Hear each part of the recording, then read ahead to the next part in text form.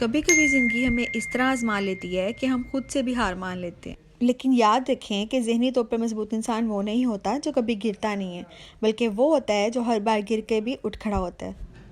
तो आज की वीडियो में हम बात करेंगे 11 ऐसी आदतों की जो हमें ज़हनी तौर पर इतना मजबूत बना देंगी कि कोई हालात हमें तोड़ भी नहीं सकेंगे। और साथ साथ आपके साथ शेयर करूंगी 130 रुपीज़ में हर चीज़, मानो हर चीज़ थी, किचन की, ब्यूटी की, डेली यूज़ आइटम्स तक। कभी कभी ऐसी छोटी छोटी चीज़ें भी जहन को बहुत रिलैक्स कर देती हैं। दिल खुश हो जाता है कि कम बजट में भी इतना कुछ मुमकिन है। तो चलिए वीडियो स्टार्ट करते हैं। अगर वीडियो पसंद आए तो लाइक शेयर कमेंट करना ना भूलें, और चैनल पे नए हैं वो सब्सक्राइब भी कर दिया करें ताकि मेरी आने वाली हर वीडियो जो है वो आपके पास बहुत जल्दी पहुँच सके। अस्सलाम वालेकुम एवरीवन, कैसे हैं आप सब? उम्मीद है कि सब ठीक ठाक होंगे और बहुत खुश होंगे। तो व्लॉग स्टार्ट हो रहा है जी सुबह सुबह से, और मुझे अंदाज़ा नहीं था कि आज है ना वो आटा कम पड़ जाएगा।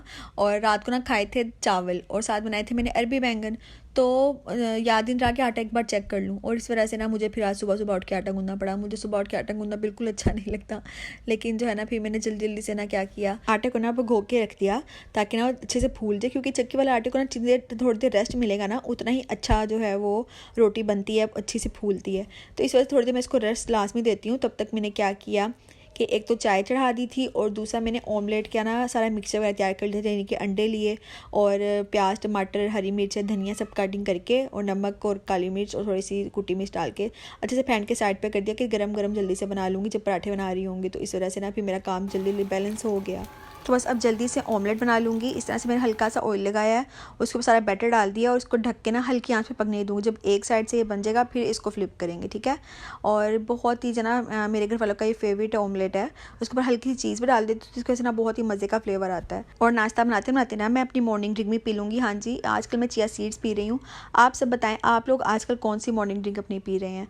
और ये तो मतलब चेंज होती रहती है, जैसे इससे दिल भर जाएगा तो फिर कोई और ड्रिंक स्टार्ट कर देंगे।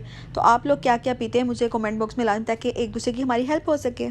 तो चलें जी, साथ साथ नाश्ता बनाते हैं और साथ साथ मैं आपको बताती भी जाऊंगी मैं क्या कर रही हूँ, और अपने टॉपिक पे भी बात करते जाएंगे। हाँ जी, तो आज का टॉपिक जो है ना वो अपने मेंटल हेल्थ के बारे में है। हम हाउसवाइफ्स, हम घरों में रहने वाली औरतें सारे दिन जो है ना दूसरों का ख्याल रखती हैं, बच्चों का, शोहर का, घर का, हर चीज़ का, लेकिन एक चीज़ अक्सर भूल जाती हैं और वो है अपना जहनी सुकून। हाँ जी, अपने जहन के शोर को पहचानें। कभी कभी दिमाग इतना शोर करता है, सोचें, फ़िक्र, परेशानियाँ, कि लगता है सब कुछ गलत हो रहा है। अपने वक्त में खामोशी से बैठो, गहरी सांस लो और सोचो क्या ये सब हकीकत है या सिर्फ मेरे जहन के ख्यालात हैं। पहचानना ही पहला कंट्रोल है आपका। मनफी ख़यालात, नेगेटिव थॉट्स हर इंसान के जहन में आते हैं। फ़र्क सिर्फ इतना होता है कि कुछ लोग इन्हें पहचान लेते हैं और कुछ इन्हें अपनी ज़िंदगी पर काबू होने देते हैं। तो पहचानना ज़रूरी है ताकि हम इन पर काबू पा सकें, ना कि वो हम पर काबू पा लें। फॉर एग्जांपल, जब तुम्हारा दिमाग सिर्फ गलती पर फोकस करे, यानी कि अगर आपने जो है ना वो पूरा दिन जो है वो 10 काम किए हैं, ठीक है, करने 11 थे लेकिन 10 काम किए, एक काम रह गया, तो बस आप उसी में अटक गए हो कि आपको ना वो नेगेटिव थॉट आने लग गई है। यानी जो 10 काम किए उसकी कोई खुशी नहीं है कि यार मैं ये 11वां काम नहीं किया, मैंने 11वां काम नहीं किया, वो आपकी सबसे बड़ी गलती है। उसे कहते हैं जी नेगेटिव थॉट। अगर आप पॉजिटिव थॉट रखते हो तो आप ये पहले कहेंगे कि यार मैंने आज 10 काम किए, एक रह भी गया तो कोई बात नहीं, 10 तो मैंने किए ना। तो इस तरह से आप पहचान कर सकते हैं कि आप नेगेटिव सोचते हैं कि पॉजिटिव सोचते हैं। दूसरा, जब खुद पर इल्ज़ाम देने की आदत बन जाए, मतलब कि जब हम कहते हैं ना कि यार ये बस मेरी वजह से हुआ है, मैं ही गलत हूँ, सब मुझसे नाराज़ हैं, ये जुमला सिर्फ एहसास जुर्म नहीं होता बल्कि सेल्फ ब्लेम थिंकिंग पैटर्न है। ऐसे में अपने आप पे कुछ भी हैवी करने के बजाय अपने आप से पूछो क्या वाकई से मेरी वजह से है या मैं खुद को ज़्यादा कसूरवार बना रही हूँ। तीसरा है, हम सबको ना फ्यूचर का डर बहुत ज़्यादा होता है। अगर ये ना हुआ तो, अगर वो ना हुआ तो, अगर कल सब बिगड़ गया तो। ये वो ख्याल आते हैं जो अभी हुए ही नहीं हैं, मगर दिमाग तुम्हें खौफ में रखता है, ठीक है। माइंड को प्रेजेंट में वापस लाओ, गहरी सांस लो और अपने आसपास की चीज़ों को देखो। ये लम्हा तुम्हारे कंट्रोल में है, आने वाला नहीं है, तो जो पल अभी है उसको अच्छे से जी लो। कभी कभी ज़िंदगी में ऐसा लगता है जैसे सब रास्ते बंद हो गए हों, चाहे घर के प्रॉब्लम्स हो, हेल्थ इश्यूज़ हों या इमोशनल थकान। पर वही पल होता है जब पॉजिटिव सोच का असली टेस्ट होता है। पॉजिटिव थिंकिंग का मतलब ये नहीं है कि मुश्किलें ख़त्म हो जाएं, बल्कि इसका मतलब ये है कि हर मुश्किल में एक नया रास्ता ढूंढने की हिम्मत आ जाए। जब एक दरवाज़ा बंद होता है तो ज़िंदगी का दूसरा दरवाज़ा खुल जाता है, बस हमें यकीन बनाना होता है। पॉजिटिव सोचना आपको काम रखती है, दिमाग को साफ रखती है और आपकी एनर्जी को प्रॉब्लम नहीं बल्कि सॉल्यूशन पे लगा देती है। जब हम पॉजिटिव सोचते हैं ना तो हमारा ध्यान क्यों हुआ से अब क्या करना है पर शिफ्ट हो जाता है। मुझे लगता है कि ये यकीन है अपने आप पर, अपने ईमान पर कि हालात चाहे कितने भी ख़राब क्यों ना हो, आखिर में सब ठीक हो ही जाता है, क्योंकि हर अंधेरा जो है ना वो एक नई सुबह का पहला कदम होता है। ज़िंदगी में रास्ते बंद नहीं होते, सिर्फ हमारे नज़रिए का मूड बदलना पड़ता है। एज अ हाउस वाइफ के लिए ना मेंटल हेल्थ सिर्फ स्ट्रेस या वर्कलोड से नहीं बिगड़ती। कभी कभार कोई इमोशनल और सोशल रीज़न भी होते हैं। ये कुछ है ना मतलब छुपे हुए रीज़न जो आहिस्ता आहिस्ता दिमाग को, दिल को, दोनों को अफेक्ट कर रहे होते हैं। यानी अपनी पहचान को खो देना। जब कोई सिर्फ माँ या वाइफ के रूप में ही आपको देखते हैं ना, तो जब आपकी पर्सनल आइडेंटिटी है वो आहिस्ता आहिस्ता वो कम होने लगती है। आपको महसूस होता है कि मैं सिर्फ ना अब इन सब के लिए हूँ, अपने लिए नहीं हूँ, मेरे पास अपने लिए कोई टाइम नहीं है। तो असर क्या होता है कि लो सेल्फ स्टीम होती है, उदासी होती है और ख़ुद पर ना भरोसा बहुत कम होने लगता है। अप्रिसिएशन की कमी हो सकती है, जैसे घर के काम सबसे मुश्किल हैं पर सबसे कम तारीफ़ मिलती है। और जब आपकी मेहनत को ऑब्वियस माना जाता है तो दिल में थोड़ा थकान और दुख जमा होने लगता है। असर क्या होता है कि ऐसा लगता है कि किसी को कोई फ़र्क ही नहीं पड़ता जो इमोशनल्स बर्न आउट ले सकते। उसके अलावा कंपैरिजन और सोशल मीडिया का प्रेशर। आजकल का सोशल मीडिया का दौर है जिस पे हर कोई परफेक्ट दिखता है ना, perfect home, perfect kids, perfect smile. उन्हें देखकर ना हम खुद से सोचने लगते हैं कि मैं क्यों ऐसी नहीं हूँ, मैं सब कुछ मैनेज क्यों नहीं कर पाती। असर क्या होता है, कंपैरिजन से सेल्फ डाउट और गिल्ट बढ़ जाता है। ये नेगेटिव थॉट जो है ना वो साइकिल शुरू कर देते हैं। एक और चीज़, अपनी फीलिंग्स दबाना। हाउसवाइफ अक्सर अपनी फीलिंग्स शेयर नहीं करती, सोचती हैं अगर मैं उदास या गुस्सा दिखाऊं तो घर वालों को बुरा लगेगा, घर का माहौल ख़राब हो जाएगा, तो वो सब अंदर ही अंदर जो है ना अपने दबा लेती हैं। असर क्या होता है, Aahista Aahista emotional pressure build होता है और एग्जाइटी, मूड स्विंग्स या डिप्रेशन में बदल जाती हैं ये सब चीज़ें। उसके अलावा सेम रूटीन, यानी कि रोज़ ही एक ही तरह का दिन, उठना, खाना बनाना, बच्चों का काम, घर संभालना, कुछ नया या एक्साइटिंग ना हो ज़िंदगी में, तो एक ज़िंदगी जो ना ये वो ज़िंदगी नहीं लगती बल्कि मैकेनिकल लगने लगती है। और असर क्या होता है, मोटिवेशन और एनर्जी दोनों हो जाते हैं और दिमाग जो ना वो फिर बिल्कुल भी काम नहीं करता। उसके अलावा सपोर्ट सिस्टम की कमी। जब घर का डिसीजन या काम में कोई इमोशनल या प्रैक्टिकल सपोर्ट नहीं ना मिलता, जैसे पार्टनर या फैमिली इग्नोर करे, तो एक जो है ना वो बहुत ही अकेलापन फील होने लगता है कि यार मेरा तो कोई रोल है ही नहीं इस घर में और मतलब मुझे किसी भी डिसीजन में शामिल नहीं किया जाता। तो फिर क्या होता है कि दिल दिल में ना बहुत दर्द और गुस्सा बढ़ने लगता है।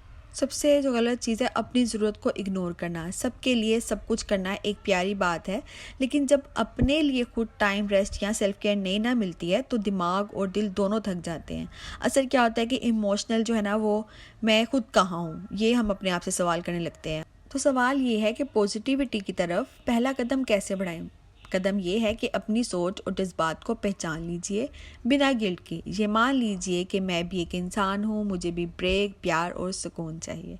ये सिर्फ सेल्फ रियलाइजेशन नहीं है बल्कि आपकी मेंटल हेल्थ को हील करने का पहला स्टेप है। सुबह का 10 मिनट का टाइम, अपना टाइम। सुबह उठते ही फ़ोन या काम में ना लगिए, सिर्फ 10 मिनट जो ना वो अपने लिए रखिए। चाहे चाय के साथ सुकून के साथ बैठें, दुआ करें या डीप ब्रीथिंग करें, यानी वो टाइम सिर्फ आपका अपना होना चाहिए। दूसरा, रोज़ खुद की तारीफ़ कीजिए। हर दिन एक छोटी चीज़ के लिए लिखें जो आपने अच्छी की है। मैंने आज बच्चों के साथ प्यार से बात की, मैंने अपने लिए 10 मिनट रेस्ट किया या स्किन केयर की, या जो भी अच्छा लगता है मैंने आज वो किया। अपनी ज़िंदगी का ना हिस्सा बना लें। थैंकफुल डायरी रखिए। हाँ जी, रात में सोने से पहले 3 चीज़ लिख लीजिए जिनके लिए आप थैंकफुल हैं, जैसे आपकी सेहत, आपके बच्चों की मुस्कुराहट, सब खुश थे, मुझे अपनी चाय का वक्त मिला, घर में सुकून रहा। ये सब चीज़ें जो है ना वो आपके दिमाग प्रॉब्लम से ग्रेटिट्यूड की तरह शिफ्ट हो जाता है। उसके अलावा रोज़ थोड़ा चलना, इवन घर के अंदर ही। मूवमेंट से स्ट्रेस हार्मोन्स कम होते हैं। चाहे 15 मिनट घर में ही वॉक करें या लाइट स्ट्रेचिंग करें, इससे आपका मूड बेहतर होता है और नींद भी बहुत अच्छी हो जाती है। दोस्तों से या किसी अपने से बात कीजिए। रोज़ थोड़ा टाइम किसी अपने से बात करने के लिए रखिए, किसी दोस्त, बहन या अपने हस्बैंड से ही। इससे क्या होता है कि आपका दिल जो ना वो हल्का हो जाता है और आपको अकेलापन का जो शिकार हुए होता है ना वो भी ख़त्म हो जाता है। इसके अलावा अपनी पसंद की हॉबी फिर से शुरू कीजिए। हाँ जी, कुछ ऐसा करें जिसमें दिल लगता हो, पेंटिंग, म्यूज़िक, गार्डनिंग, कुकिंग, लिखना, कुछ भी। इससे क्या होगा कि दिमाग को नया फोकस मिलता है, खुशी नेचुरली आने लगती है। उसके अलावा ब्रीथिंग और रिलैक्सेशन प्रैक्टिस कीजिए। रोज़ 5 मिनट के लिए आंखें बंद करके गहरी सांस लीजिए। सांस अंदर लेते वक्त सोचिए मैं बहुत रिलैक्स हूँ। सांस छोड़ते वक्त सोचिए कि मैं टेंशन छोड़ रही हूँ। असर क्या होगा कि स्ट्रेस और घबराहट दोनों कम हो जाएंगी। एक बहुत ज़रूरी और आखिरी बात, घर तब चमकता है जब घर वाली खुश होती है। हाँ जी, अपनी मेंटल हेल्थ को प्रायोरिटी दीजिए क्योंकि आपकी मुस्कुराहट पूरे घर का सुकून है।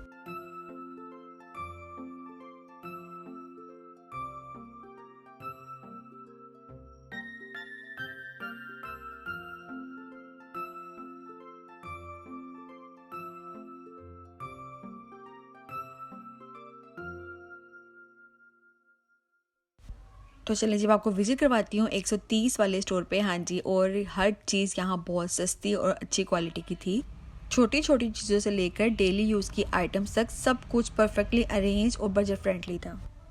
बच्चों के लिए स्नैक्स, किचन के लिए जार्स और बोटल्स और घर के लिए छोटी मोटी ज़रूरत की चीज़ें, सब कुछ इतनी अफोर्डेबल कि बस शॉपिंग का मज़ा ही डबल हो गया। हाँ जी, यहाँ शॉपिंग करके लगता है कि आपको वैल्यू फॉर मनी भी मिल रहा है और साथ ही क्वालिटी भी कॉम्प्रोमाइज़ नहीं हो रही थी।